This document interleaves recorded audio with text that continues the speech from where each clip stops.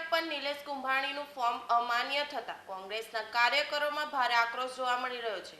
કોંગ્રેસના કાર્યકરોએ નિલેશ કુંભાણીના ઘરે પહોંચી વિરોધ નોંધાવ્યો હતો.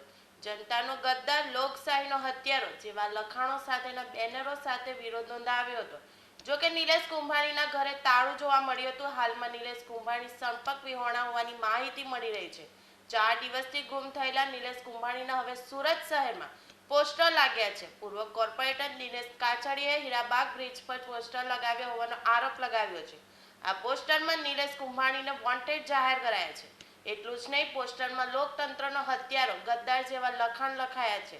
સુરત લોકસભાના 19 લાખ મતદારોના હકનો સોદો કરનારને ઓળખો તેવો પણ ઉલ્લેખ કરાયો છે. જ્યાં પણ દેખાય તેને સવાલ કરીને સબક શીખવાડો તેવા લખાણ લખવામાં આવ્યા છે.